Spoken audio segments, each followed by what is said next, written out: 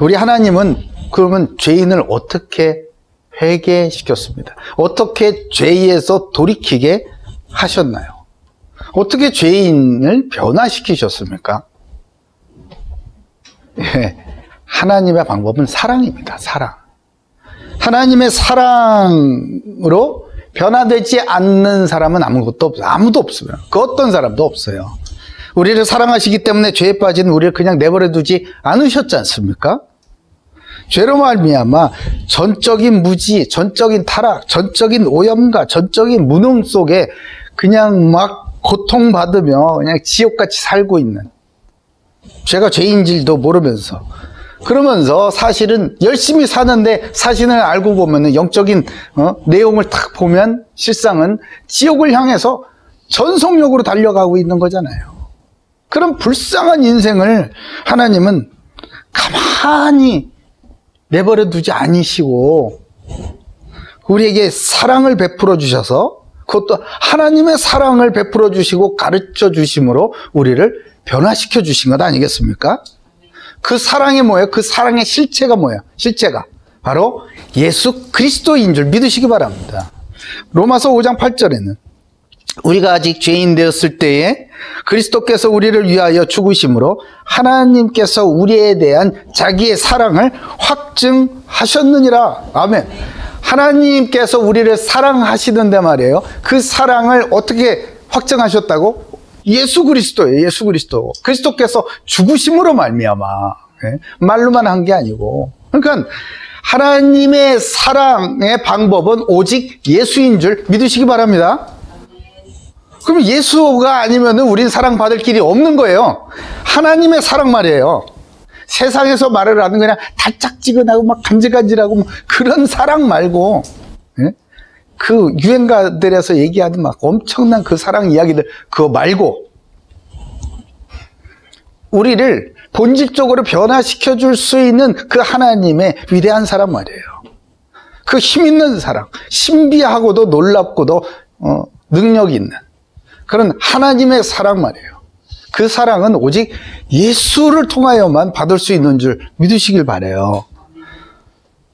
그래서 그리스도 안에서 하나님의 놀라운 이 사랑을, 세 가지 사랑을 우리는 발견할 수 있는 겁니다. 이 사랑을 매일매일 누리면서 사는 것이 바로 우리 크리스찬들 아니겠어요?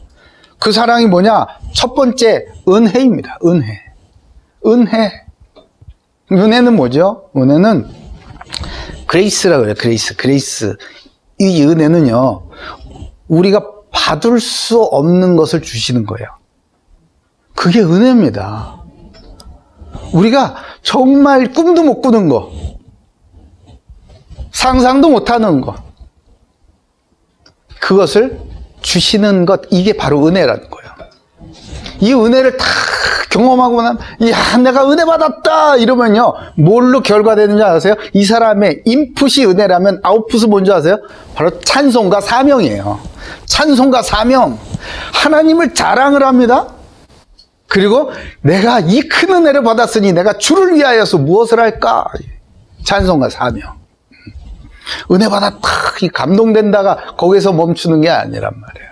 우리를 송두리째 변화시키는 게 바로 은혜입니다. 은혜.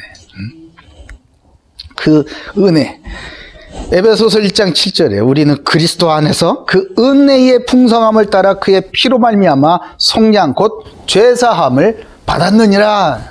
아멘. 죄인이 죄사함을 받는 거, 이것만큼 간절한 게 어디 있어요?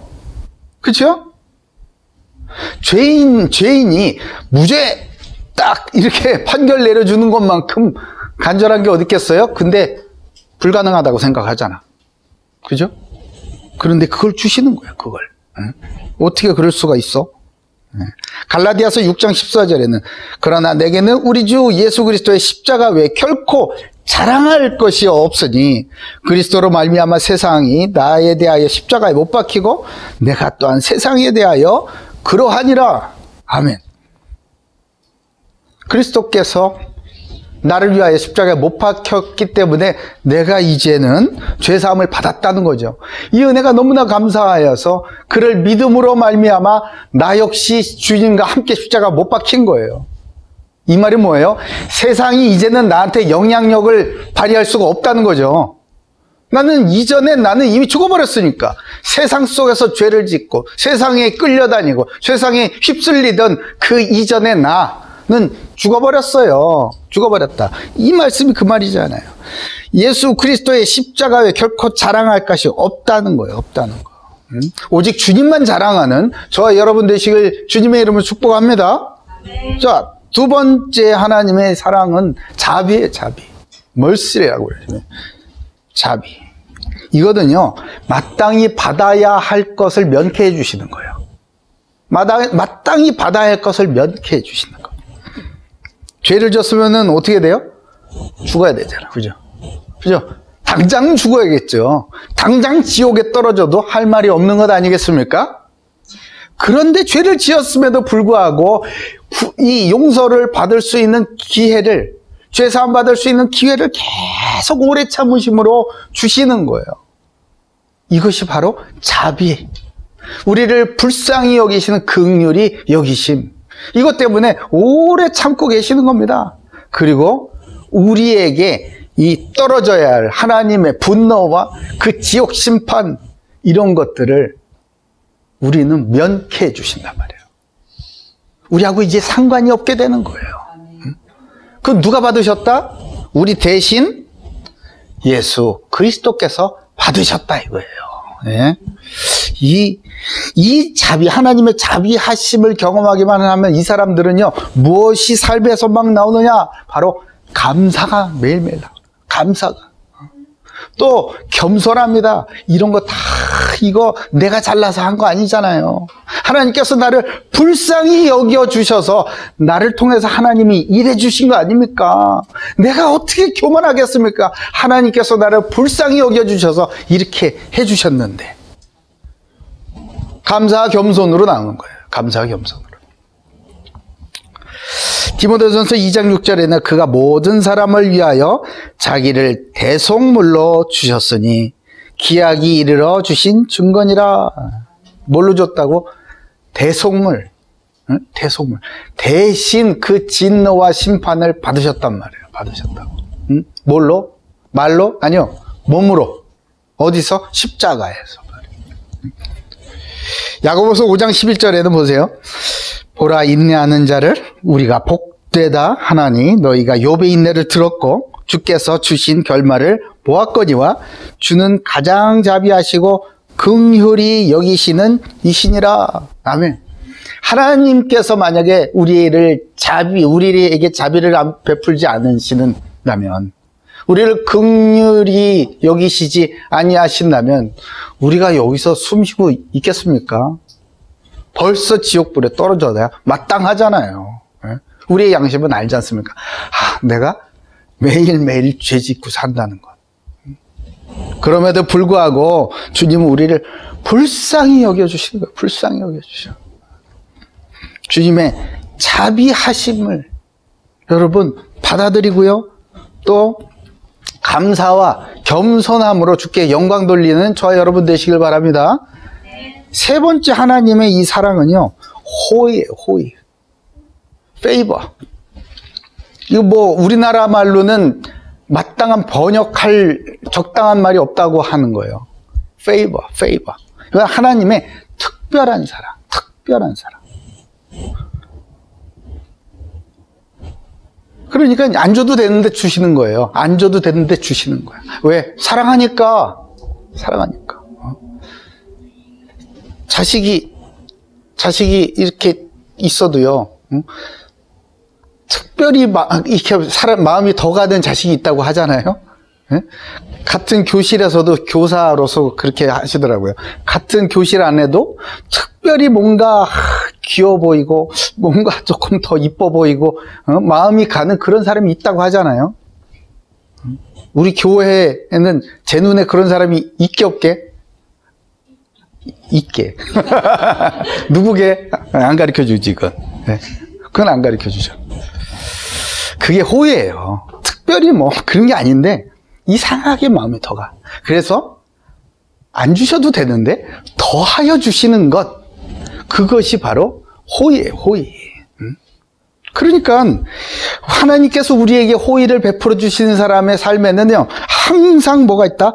풍성함이 있어요. 풍성함이. 예? 풍성함이. 이 풍성함을 가지고 뭐랍니까? 예. 하나님께서 가장 관심에 두고 계시는 그것을 또 더 섬기고 감사하고 찬양을 하고 이러는 건 아니겠어요. 왜요?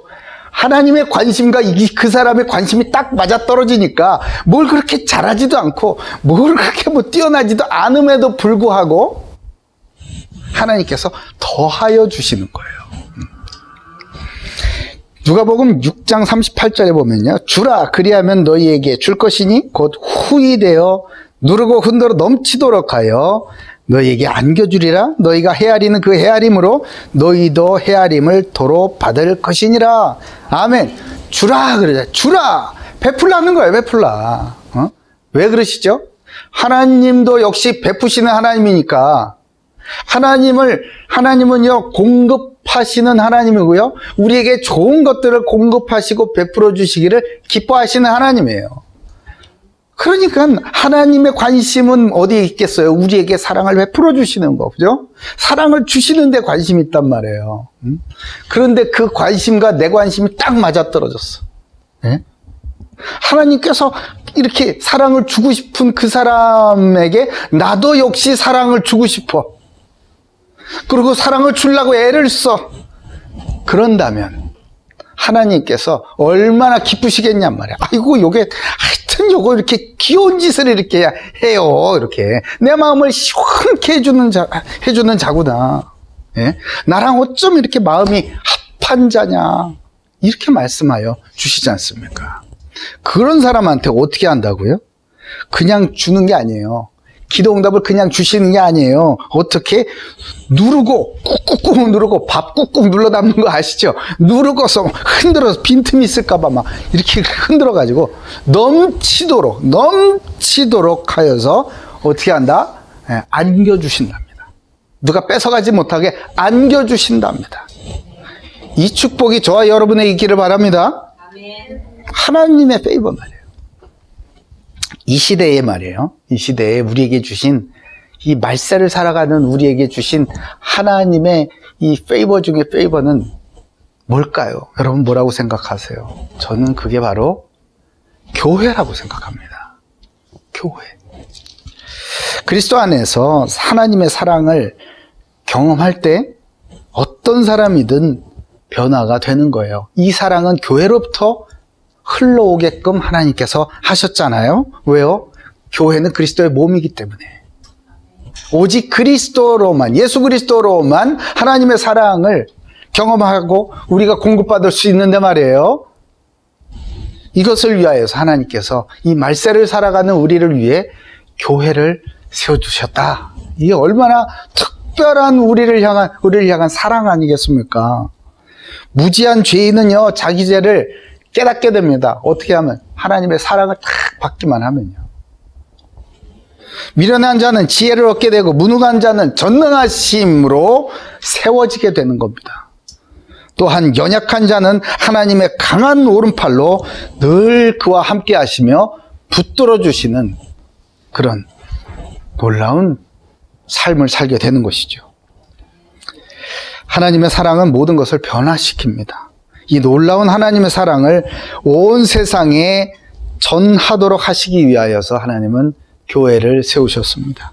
오늘 말씀을 통해 세상에 베풀어 주신 하나님의 이 특별한 페이버, 교회 축복 속으로 들어오는 큰 은혜가 있기를 주님의 이름으로 축복합니다.